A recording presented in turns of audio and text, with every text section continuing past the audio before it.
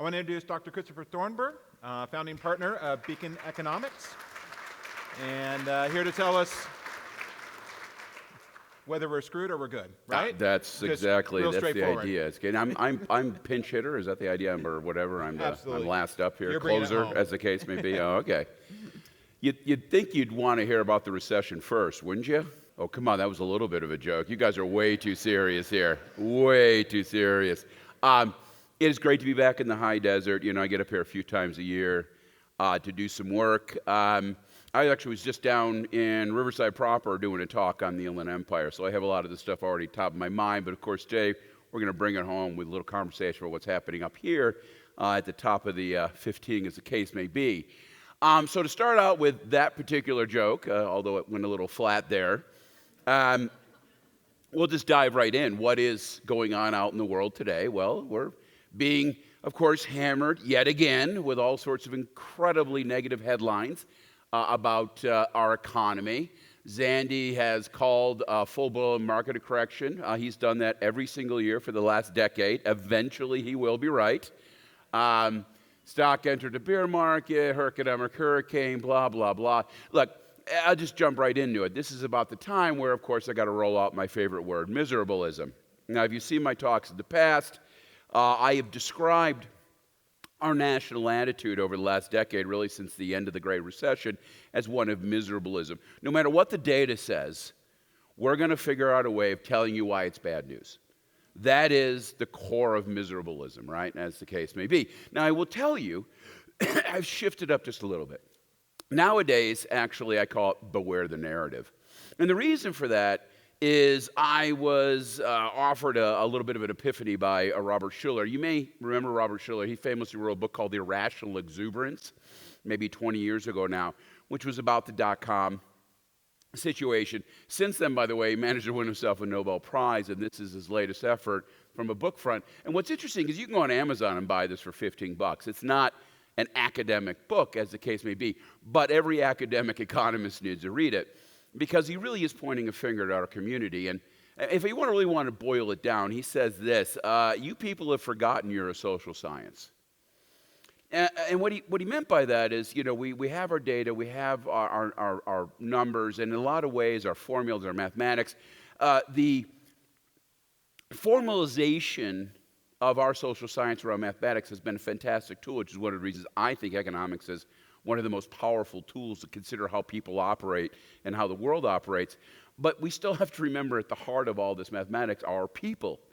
And the point he makes when he says narrative economics is the claim he's making is that economists have forgotten the narrative. One of the core assumptions at the bottom of the Chicago School of Thought is this idea that people are rational, which is a fancy way of saying they internalize information and proceed accordingly. But this idea, unfortunately, has been morphed to the situation whereby which when we say internalize the data, the only thing we talk about is data, numbers, right? As if people just inherently absorb numbers and move forward accordingly. Well, that's nonsensical. Look, numbers have been with us for a couple hundred years in a meaningful sense when we actually started collecting data and analyzing it. But the stories we tell each other have been around since the dawn of civilization. In fact, there are a lot of people from a philosophical standpoint who make the point that when you think about what human beings are, what binds us together in these large, complex societies, well, it's the stories we tell each other. Right? We are a story-based creature. And why is this important? Well, look, when the narrative, the stories we tell ourselves are very close to basic economic realities, well, then our models work. That is to say, households will make good decisions. Businesses will make good decisions. Policymakers will pursue worthy goals. But this isn't always the world that we see. In fact, there are a lot of times where the narrative and the reality become substantially disengaged. And this is when you need to start worrying. Because this is when households make bad decisions. This is when businesses make bad decisions. This is when policymakers pursue the wrong goal. And so studying the narrative and studying the data at the same time is the only way of being a good forecaster. Now, I will tell you that in a lot of cases, economists do not ignore the narrative. Too often, the economists run with the narrative. And, you know, there's a reason for that. The reality is, it's much easier to sell an existing narrative than it is to create a new one out of the data. It's as simple as that. You're swimming upstream. It's hard to do. So a lot of times it's easier just to go with the flow. But I tell you what, I don't like going with the flow. For me, I'm a little bit, I'm a little stubborn like that. Now, to be clear, there's little doubt there's been a substantial amount of, shall we say, relatively negative news coming into 2023. We had a big economic slowdown in 2022. We saw the big collapse in consumer confidence. The yield curve, went negative. Yield curve, by the way, is the difference between long-run and short-run interest rates. This is actually a very strong indicator that a recession is about to happen. But there's a big difference between correlation and causation. And this, to me, represents correlation, not causation. Hence, I don't think it really means much of anything when it comes to conversations about a recession. And to be clear, and then, of course, we have the bank failures. Let's remember that. It's kind of important. It's a big part of the story this week, right? On the other hand, we have to acknowledge something else, which is no matter how you look at it, our economy is not in a recession right now.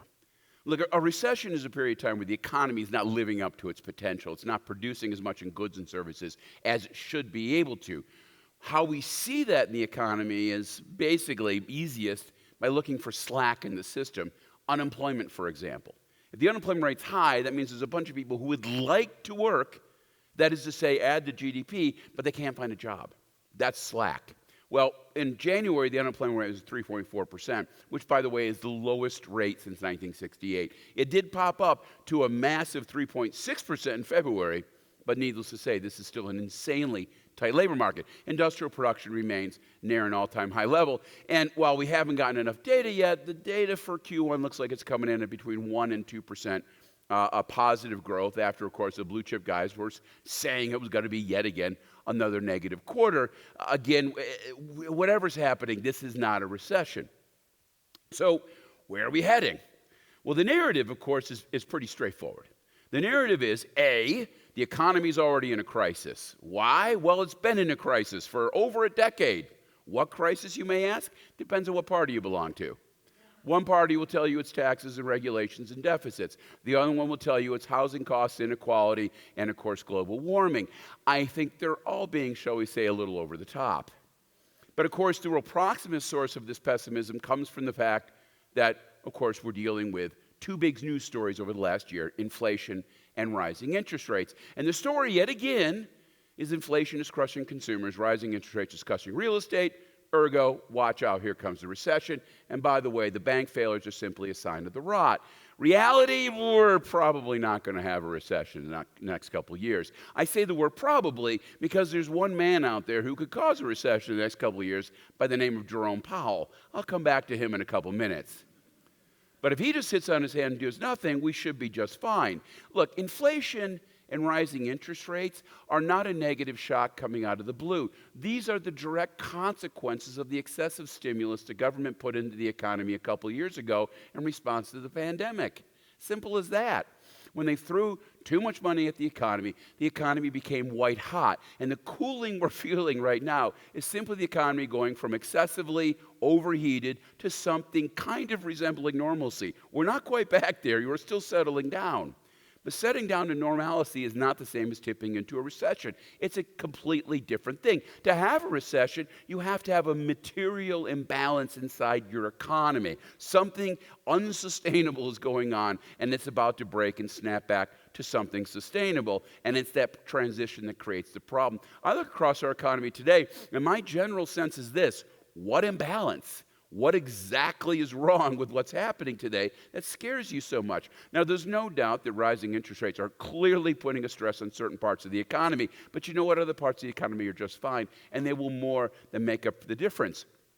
And while some of the stress of rising interest rates is falling asset prices, it's also worth noting that what's more important than the price of an asset is its underlying ability to perform. In other words, I care less about, if you will, the price of an apartment building and more about the fact that they are in fact seeing rents coming in, and those rents are going up at a fairly good basis. Well, the underlying dividend of many assets is just fine. It's just the price that needs to get to the normal level. And of course, the banking crisis, well, that's being caused by, again, one institution, the Federal Reserve. The Federal Reserve, who's supposed to be the group that is keeping our banking system safe and in good shape, are exactly the problem why these banks are having such problem right now. Again, I'll come back to that in just a little bit. For me, though, the real worries here are less about these short-run things and more about the long-run ones. For example, the big increase in interest rates is actually going to intensify the housing shortage problem we have. Now, that actually may be good news for the high desert. I'll come back to that. Labor shortages are an enormous problem across the United States. Yet again, could be actually good news for the high desert. We have public deficit challenges at the state and federal level. That's not good for anybody. Of course, the potential and pointless bank credit crisis we're dealing with. But the scariest thing of all is this incredibly persistent gap between the narratives, the stories we tell each other, and the basic economic reality that you can see in the data if you're willing to look. That is our real problem. The economy is fine. It's our heads that are broken. That's a big worry. Now, how did this all begin? Well, miserabilism, right? The pandemic hit, and there's little doubt that the pandemic was a tragic human circumstance. 7 million people globally passed away from the disease. Not good. Oh, by the way, I see someone taking pictures out there. This is top secret material, ma'am. No, actually, I have a QR code too. So at the end of this presentation, I will have a QR code. Get your phones ready at the very end. You'll be able to get a copy of the slide sent to you. Make it easy. Again, miserabilism. 7 million people passed, obviously tragic, horrible. However, this stuff, absolutely insanity. I mean, look at this stuff. 10 years of depression and debt, right? Depression-like crisis. 30 to 40 million people are going to be evicted. In the end, it was 30 to 40, okay? Again, absolute insanity. And there was no reason to believe any of this. By the way, no pandemic has ever caused a depression. That's never happened. Ever. Why would we say it? It just felt right. It felt good, right? Everybody was scared, so let's make them more scared. Now, what actually ended up happening? Well, talk about whatever shape you want. That, my friend, is called a V, okay? The economy came roaring back. This was the deepest recession ever. It was the shortest ever. And our economy came roaring back like nobody's business. But you know what? None of that made any difference. Don't let a good scare story get in the way of reality. And of course, you panic Congress into one of the most insane overspending plans you've ever seen. It was a $1.2 trillion hit to our economy, to which Congress gave us $6 trillion. For every dollar of lost output, Congress gave us $5 of stimulus. That is not fiscal stimulus, people. Keynes is spinning in his grave. This is absolute insanity. Now, where did they get the money? I know that sounds like an odd question, but you got to remember, if you look at all debt in the United States in 2019, all debt, I'm talking public and private, put together, the entire debt burden in the United States grew by $3.5 trillion over the course of 2019. Think of that. That means the market is capable of funding $3.5 trillion. In 2020, Congress borrowed $4 trillion. Where the hell do you get the cash from?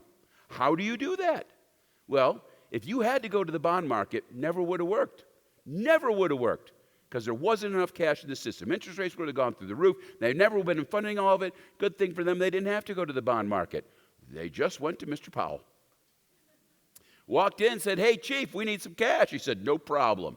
And he opened up the floodgates, $5 trillion of quantitative easing, which is nothing more than the Federal Reserve buying government debt. It is no different than Jay Powell walking into Congress with a couple suitcases, dumping it on the floor, going, "Hey, kids, $5 trillion, have fun." Now, again, absolute insanity. You'd say, why? Ben Bernanke did it. Ben Bernanke did $3.5 trillion of quantitative easing over 6 years. This guy did $3 trillion over lunch and then followed up with $2 trillion over the next 2 years. And to be clear, there was a huge difference here. Ben Bernanke was facing a real financial crisis. Do you want to know what causes a depression? It's a bad recession combined with deflation. Deflation, by the way, is caused by the fact that the money supply shrinks. What will typically cause the money supply to shrink? Well, the most common form of a deflation event is a problem in your banking sector. When banks start to collapse, and because of the intricacies of our financial system, that tends to shrink the money supply. Well, Ben Bernanke knew that. He's a student of history. And he's like, I can't let the banking system collapse. And man, it was collapsing. Take a look at some of these numbers. At one point in time, bank loan charge-offs were 3% per quarter. Insane. Think of the banks went down, the big ones, some of the little ones. This was a tough time. And this is deflationary. Ben Bernanke did exactly what he needed to do to prevent that. Jerome, what crisis, Chief? What bank failed in 2020 or 2021? Anyone? Anyone? Who got foreclosed on? Who went bankrupt? The answer is nobody. There was no stress in our economy. Ergo, all that money, as opposed to stabilizing the money supply, caused one of the greatest expansions in the money supply we've ever seen. A 40% increase in M2. A 40% increase in M2 in a year and a half. We've never seen anything like that.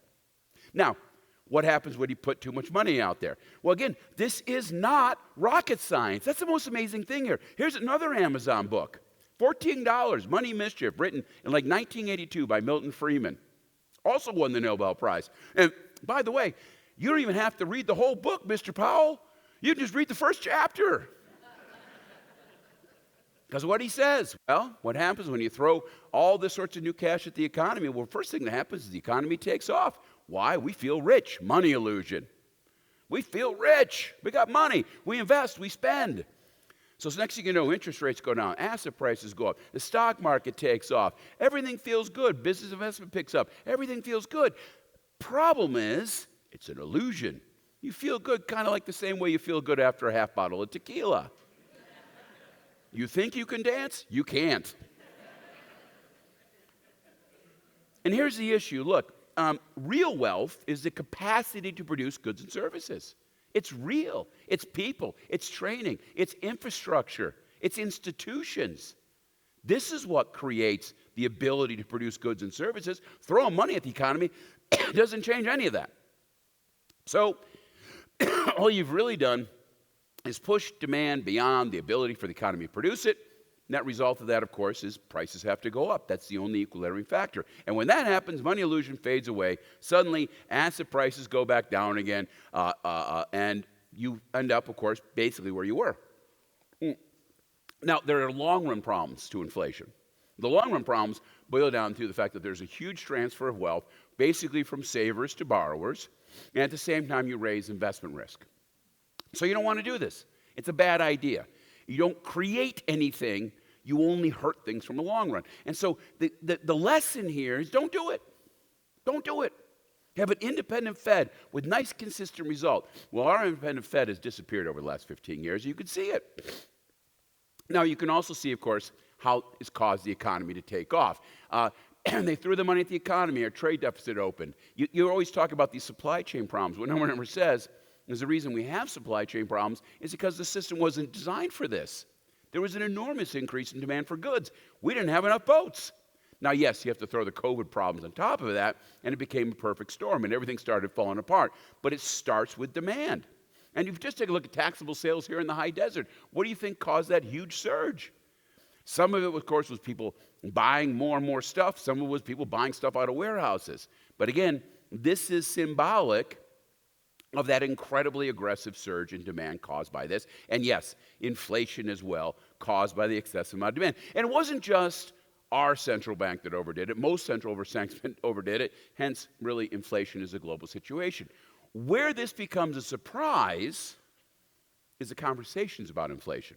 I mean, Janet Yellen, very respected macroeconomist, married to George Akerlof, who, by the way, is another Nobel Prize-winning economist who happens to write books with Robert Shiller. And by the way, they all knew Milton Friedman. So I'm pretty sure that Janet Yellen is familiar with basic monetary theory of money and how it works. I'm sure she's familiar with the long-run statistics we have here. But she stands up and she says, "Oh, we didn't anticipate these supply chain issues." What?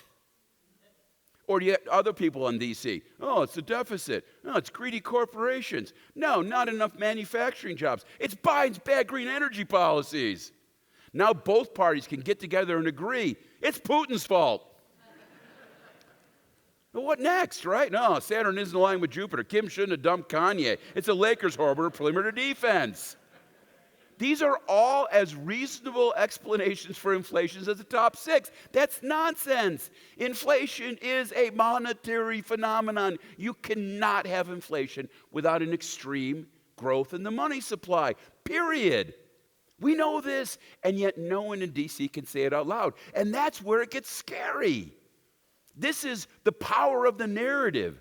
It takes someone as smart as Janet Yellen, and it makes her stupid. Because we know this, but you can't say it. Why? Miserableism. In Washington, D.C., 75% of people in this country are living hand to mouth. They're one paycheck away from being homeless. And by the way, it's all the fault of the policies of the other party. Well, guess what? None of that's true. But in that world it is, ergo you can't say anything else. And I'll tell you what made me craziest, the gas price thing. And I get it, gas prices were scary. They went up by 50%. 50% from the beginning of 2022 to the middle of the year. Wow, man, it costs a lot to fill up the car. Oh, and we heard story after story and the hand-wringing and the panic over this. But stop just for a second. You see those bars there? Those are vehicle miles driven. Now, if this was just supply, you remember how this works? Supply shifts back, price goes up. What happens to quantity consumed? It goes down, right? It goes down. What happened to vehicle miles driven, folks? Nothing. That tells you something really important. That's all about demand, not supply. All right? And who had to deal? We all had to deal with this sort of TV news story. You know, the camera walks up to this guy at the gas station. Hey, man, how do you feel about filling up your car? Oh, it sucks, man. It's a lot of money. Biden's terrible. I hate the Middle East. Yeah. And you're like, oh, okay, well, thank you very much for your views, sir. Back to you, Becky. And you're like, stop. Stop. Ask the next question. Where are you going, Chief?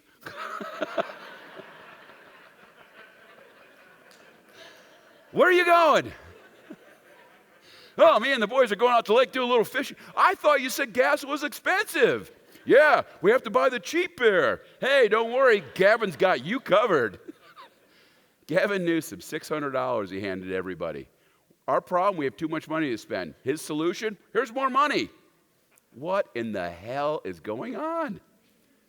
Now, are we going to have more inflation? We are. We have to. We have to. We haven't equilibrated.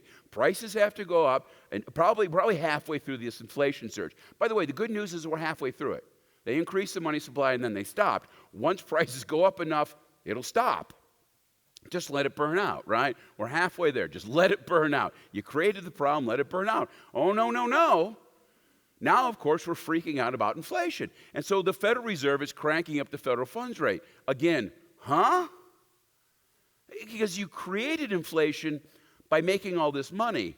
You're trying to stop inflation by pushing interest rates up? That's the wrong tool for the job. That doesn't do anything. The only thing it does is slow down the pace of price adjustment, not the level.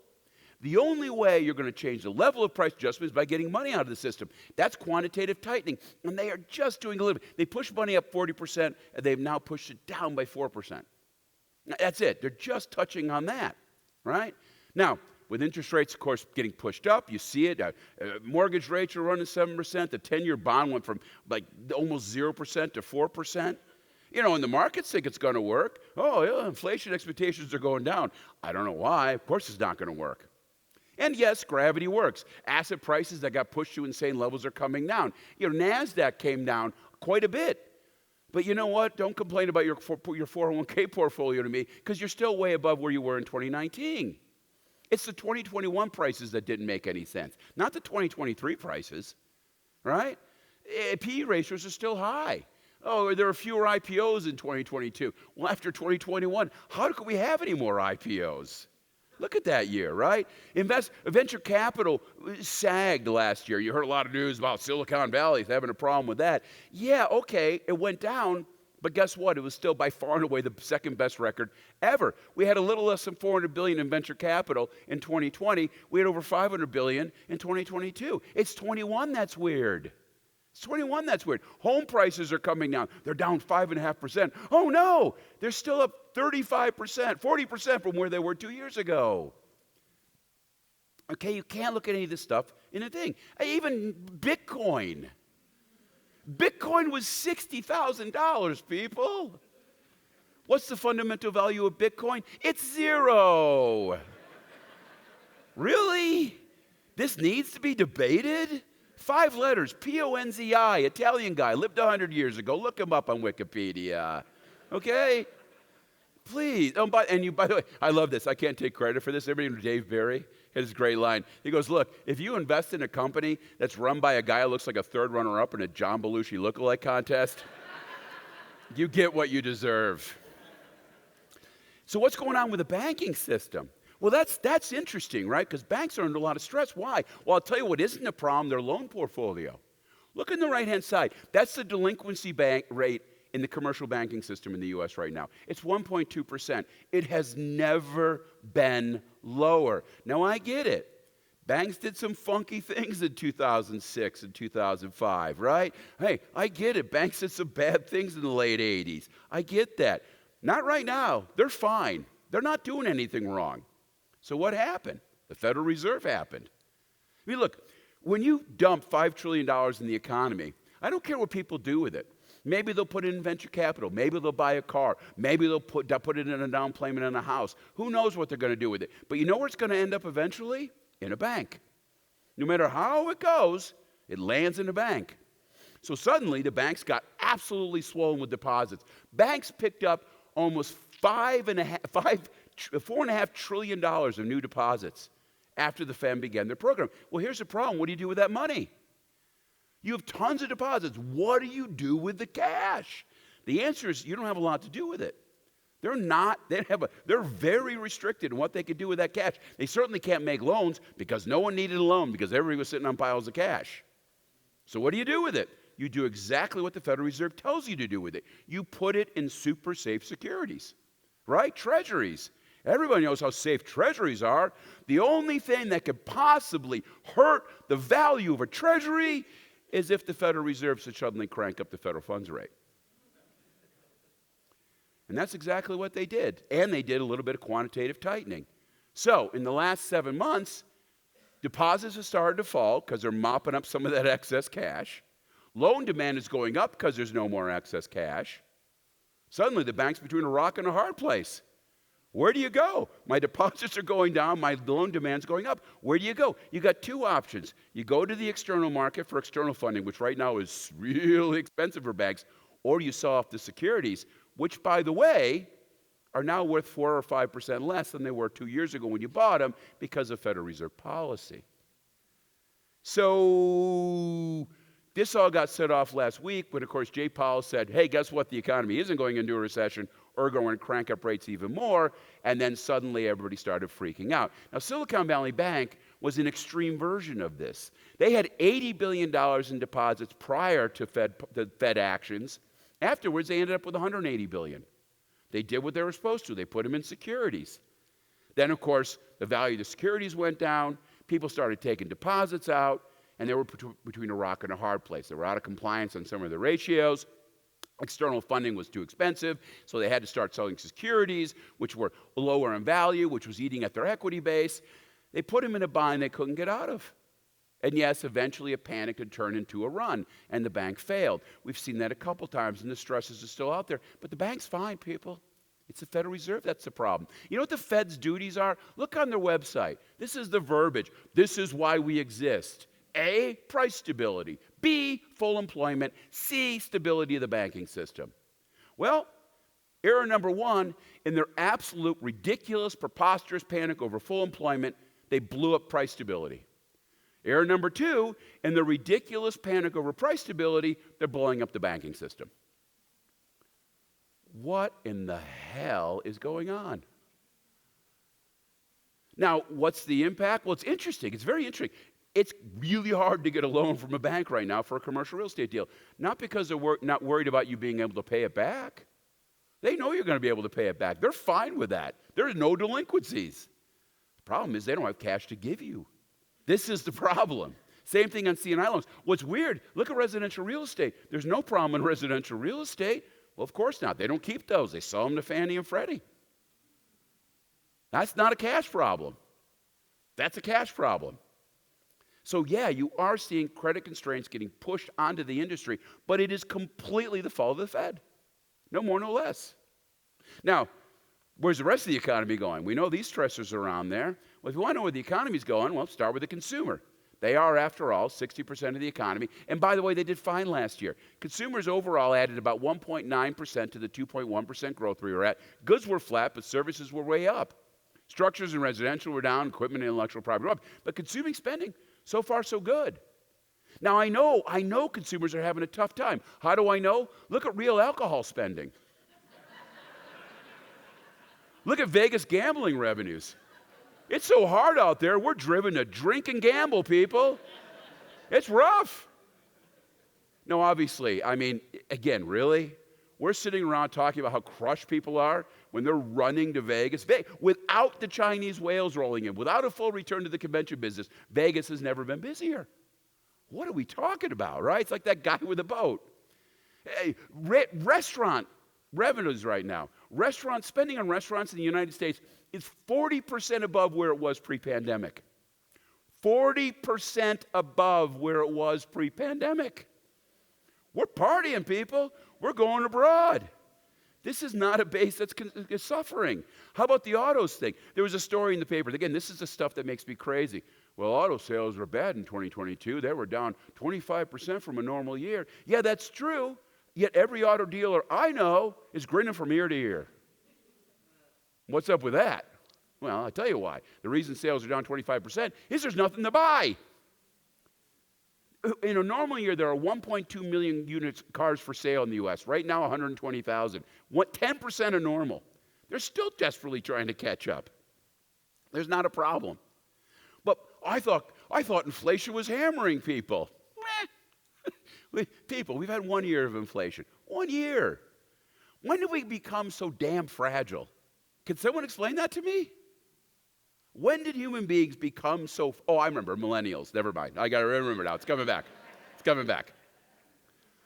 But 1 year of inflation after 4 years of low inflation. 17% inflation after 5 years. That's roughly where we were in 2006. You want to see real inflation, millennials? Go back to 1979, where after 5 years, people had seen a 50% increase in prices. That's inflation, okay? That's inflation, right?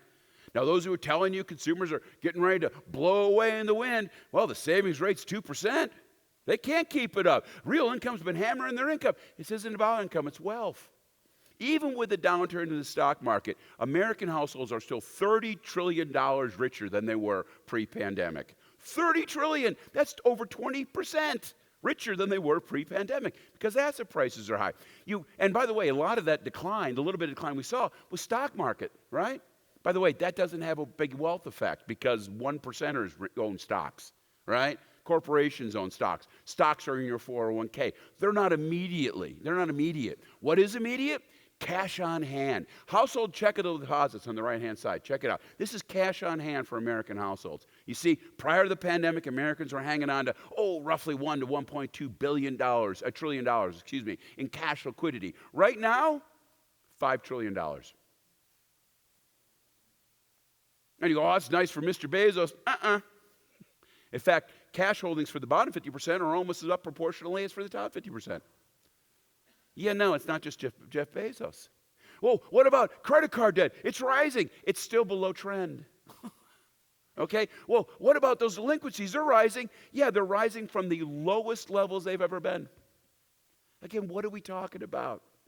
This is a bunch of people running around trying to scare you. It's not reality. Any context of this stuff goes away. What about businesses? Profits are at a record high level. California high propensity business licenses still running much hotter than they were pre-pandemic. What is the problem? Any business you talk to will tell you, I don't have a problem on that side of the counter. I have a problem on this side of the counter. Namely, I can't get anybody to work here. We have massive labor shortages across. Our job openings rate is still vastly above where it was pre-pandemic. Now, why is this? Short run, long run. Long run, boomers. Gen X, we're completely innocent. Maybe not. But boomers, seriously. They all came out of families of 10 kids. That's why they're called the boomers. They all went and had one kid. And of course, now that boomers have hit the age of retirement and they're starting to retire, we have one person coming into the workforce, one Gen Z coming into the workforce, whining, complaining, quiet quitting, and generally being miserable the entire time. Work? Why do I have to do this? It's called this thing eating. Try it. But of course, the net result of that is we have almost no growth in people in their prime working year for the next 20 or 30 years. This is a huge problem. This is a huge problem. Now, what made it immediate was the fact that a couple million people retired during the course of the pandemic. Now, there are some upsides to this. Here's one upside. If you're worried about income inequality, your solution has arrived. Take a look at this on the left-hand side. This is earnings in the bottom and the top and the bottom half of the earnings pool. It's people in the bottom half of the earnings pool that are seeing positive increases in their earnings right now. The top half, it just got back to zero. It's the top half of earnings that are getting hurt by inflation, not the bottom. Now again, have anybody seen this article in the New York Times? Anyone? Anyone? Income inequality is falling right now. We should applaud that and hope it goes farther. But to sit around and make income inequality the centerpiece of every policy in the state, you're worried about a problem that ended over a decade ago. Time to move on.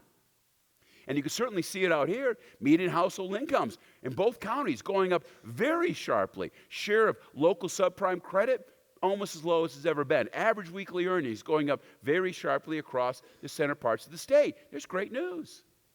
As for who's ahead and who's behind, oh my God, how many newspaper articles have you seen about Governor Newsom and Governor Abbott sitting around talking about who's got the bigger economy?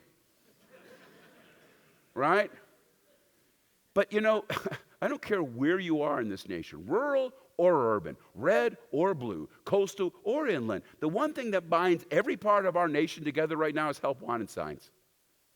Everywhere you look, there's increased labor shortage, job openings from where we were pre-pandemic. And what's interesting is the fastest growing places like Washington, Oregon, and Arizona have seen the smaller quantity of job opening increases, where places like Wyoming and Alaska actually have some of the largest ones.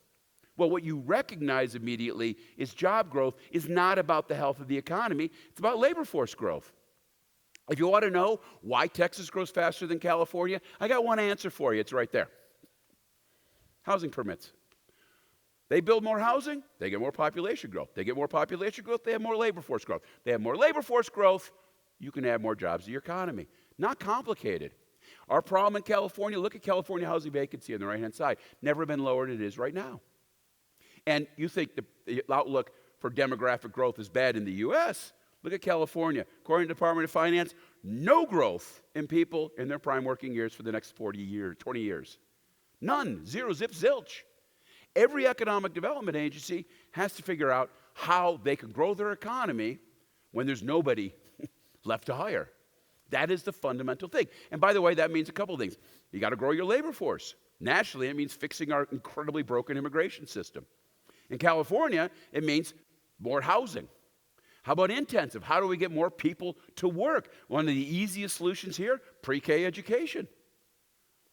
Women have a very low participation rate in the United States compared to any other developed economy. Why? Because we uniquely do not subsidize pre-K education or pre-K childcare. We put no money into it. Ergo, women can't work. Ergo, we're making our labor shortage problems worse. And of course, at the very bottom end, do more with less. How do you help companies do more with less? Well, big companies figure this out all the time. They're all about automation. But working with your mom and pops, getting them to figure out how to use technology, complete game changer. By the way, if you look at California, what's happened since the pandemic came to an end?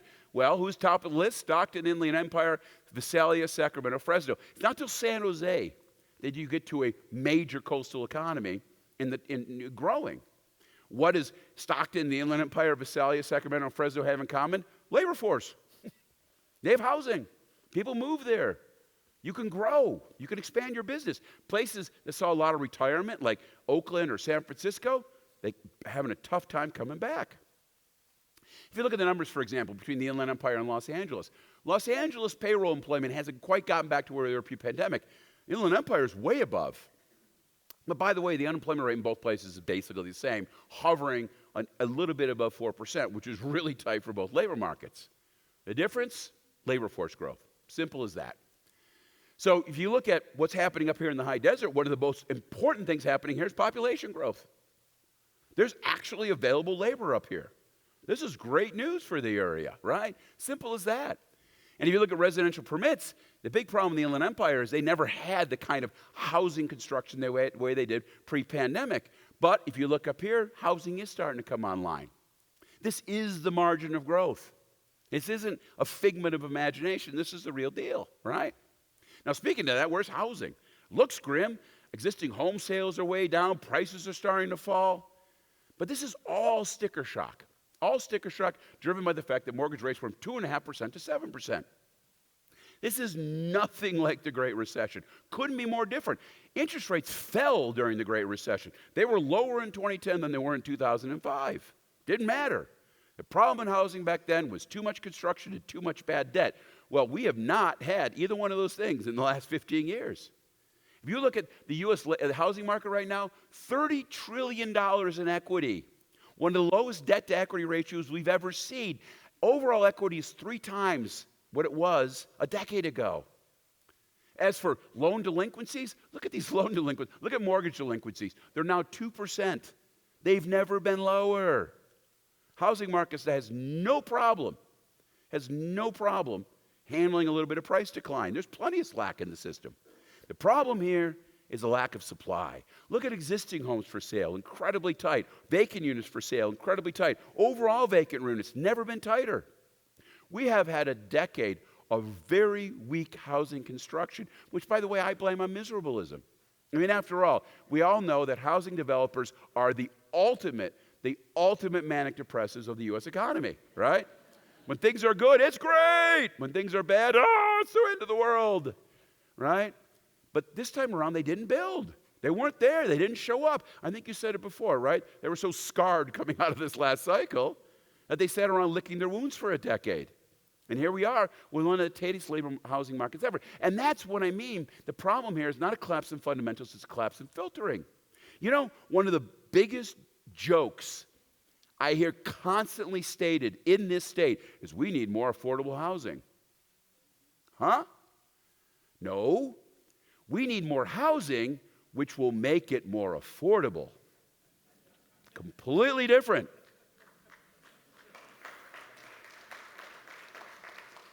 And, you know, and to be clear, when you think about that, right, the least affordable housing unit ever built is an affordable housing unit, right? It's absolutely nonsensical what they do. But here's the problem. The typical system for delivering housing is you build at the top to supply at the bottom. Filtering. You build here, these folks move up here, these folks move here, these folks move here, these folks move here. The movement of people up the housing food chain creates space at the bottom. You don't build up here, you don't have supply down here. Here's the issue. Who is about to sell their house, the one they have now, with a 2.7% mortgage rate, and go buy that nice new place down the street at a 7% mortgage rate? Ain't going to happen. Filtering is slowing down. In 2009, the problem in real estate markets is there weren't enough buyers. In 2023, it's not enough sellers. Now, yet again, what does that mean? Well, first of all, let's take a look at what it means from a short-run perspective. This is units for sale in the Inland Empire. Look how tight these are. 8,000 units. In 2018, there were 16,000 units for sale. Right now, 8. The inventory of units for sale in the Inland Empire is half what it was. Listing prices have barely budged. There is no capitulation. Why capitulate? I'll wait. And see, this is the issue. Now, yet again, this is good news for the high desert, because when you think about what's happening here, yet again, active listings, still below where you were in 2018. Prices have come up a lot, but they're not going down.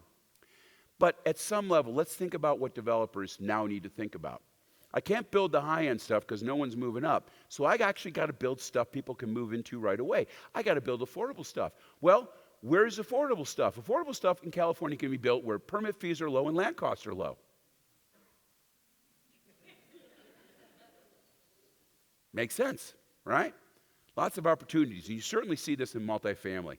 Look at multifamily, tons of new permit, record low vacancies in the Inland Empire. Multifamily is so key right now. Rents are going up because there's lots of demand.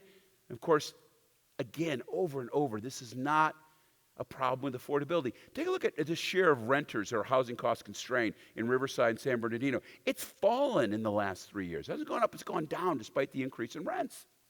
Incomes are going up faster. You just need to build. Sadly, it almost feels like the knee-jerk reaction to higher rents is not, oh, there's lots of demand, we got to build more. It's, oh, renters are getting crushed, we need rent control. That's where they're going. Now, if you look at the jobs in the Inland Empire, this is crazy. Check this out. From November 17th to Feb 20, there were 120,000 jobs created in the Inland Empire, 25% were logistics. In the last 2 years, 84,000 jobs, of which 61,000 jobs are in logistics. Absolutely nuts, right? And of course, when you look at the numbers, you see the big declines in vacancy rates on industrial. This has everything to do, of course, with the big shift in retail from the store to the warehouse. And one of the big questions is that about the crater? And the answer is absolutely not. Why? Well, I love this. This is Pitney Bowes. This tells you a lot. In 2016, there were 11 billion packages delivered in the United States. In 2020, 20 billion. In 4 years, it almost doubled, over doubled, right? 2021, 21.6 billion packages. Now, here's the rub. Go to the very end, a little bit here. How many parcels per household is that? 166 parcels per household. I get that a month. Okay? There's a lot of space here. It's going to continue. Industrial is not going anywhere. And of course, you look at non-residential values, they're popping up. Yes, industrial is part of this. What's interesting, of course, is all sorts of groups have just declared war on industrial in the Inland Empire. Now, what's interesting is this, of course, is a function of what's happening down there, so to speak. This is Ontario and Riverside. They're becoming a little bit gentrified, and suddenly they don't like the big boxes in their backyard, and they're starting to get antsy with it, and they're pushing back. You know, at some level, it may not matter for the down there, because they don't have enough workers anyway. You know, warehouse guys now need an available labor force. And they're looking at the Inland Empire, yeah, there ain't nothing left here. The warehouses they're building now, they can barely staff up. What do? You find some place, well, there is a labor force. So they are moving north. They're looking at the high desert. They're coming into Mojave. It's a completely different place. But again, they're seeking people, and people need housing. So non-residential permits, very solid up here, very good numbers. You're starting to see the investment on the back end of things. It's not just, you're not building housing for people who are going to drive down the hill to work every day. You're building housing for people who are going to work up here every day. It's a whole new shift in what's happening in the high desert. So, what's the big story? Expansion is going to continue. Wealth and income are going to drive consumer spending. Business is going to continue to invest in stuff to deal with labor shortages. Sure, asset values are falling, liquidity is drying up, inflation is going to run hot, but rates are going to start settling down, and underlying asset quality are fine. Construction is going to stabilize. It's not that big of a deal, right? We're okay. The Inland Empire, one of the hottest places in the nation. Incomes out in the Inland Empire, up in the high desert, growing very rapidly. Labor shortages are a big issue out here. But here, you can actually deal with that by building enough housing if you have the desire to do just that. So, if you really think about what the Inland Empire, there's a lot of inclination, particularly out of Sacramento and somewhat around the Inland Empire internally. There is this inclination that our policies have to be wrapped around rescuing people. No, people don't need to be rescued. What they need is good schools, good housing, some decent infrastructure, and everything else will shake out. We need to get away from that. But that's really tough. Now, where do we go from here? Biggest question of all is, what the hell is the Fed going to do? The good news here is the banking crisis may really have forced what we needed, which is them to do nothing, right? Because he's really put himself in between a rock and a hard place. Now you have two choices, Chief. You can continue your bizarre, useless fight against inflation and crush the banking system, or you got to hold off on the banks, and you let inflation run a little hot. Let inflation run. It'll burn itself out. You have to. We have $5 trillion still floating around, not quite, $4.5 trillion still floating around this economy. You're just going to have to get that absorbed, and that means some price increases. We have to deal with it. The horses out of the barn. Stop. So good. If they stop, they sit on their hands, interest rates will settle down, and we're just going to work our way out of this. It isn't that big of a deal. Now, there's other things you got to pay attention to. We've got the national fiscal situation, the state one, Chinese aggression, Chinese real estate, Russian aggression. But yet again, The biggest issue, everything I've talked about here today, is the gap between economic realities and political narratives. And it is enormously wide. It remains dangerously wide. You know, as Mark Twain said, it's easier to fool people than to convince them they've been fooled. Right? You know? And remember, it's easier to sell an existing narrative than it is to create a new one. So, it's too easy to go with the flow. And we need to stop. We need to stand up and start saying, no, that's not right. That's not true. And I appreciate that you feel you're in the moral high ground, but that doesn't make your story right. It doesn't make your story right.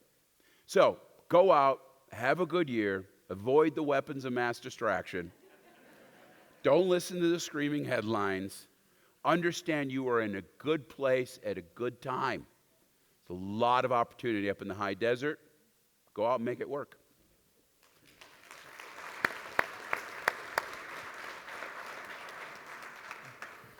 Thank you. Great job. So we're good. Yep, we're good. Good. We're good. You might want don't ask any questions. It might go somewhere else. Yeah, no kidding. Well, thank you, everyone. Now, this concludes the symposium. I'm going to go to Vegas and drink, I guess, because that's American pastime. Real quick, I want to thank Dr. Thornberg. Wonderful presentation. Great as always. Give him a big hand. And I want to give two different thank yous. One to our sponsors who truly make this possible. Again, Beacon Economics, our title sponsor. Paul Cook, First County Supervisor, San Bernardino, as our event sponsor. Providence Healthcare, St. Mary Medical Center, is our community sponsor. Our gold sponsors, ISU RMAC Insurance Services, the City of Hesperia, Coldwell Banker Home Source. Our silver sponsors, the City of Adelanto, Town of Apple Valley, and Howards. And our bronze sponsors, PRMG, City of Victorville, Alaska USA Federal Credit Union, Loan Depot, CoStar and LoopNet, Touchstone Escrow, SCLA, Southern California Logistics Airport, for those of you who aren't in the area, and Nick Holmes from Edward Jones. Big round of applause to thank you to our sponsors. And least but not last, our incredible staff who put endless hours over the last month into making this possible. A big round of applause. Thank you. Thank you, everyone. We hope to see you next year. Have a great day and stay safe.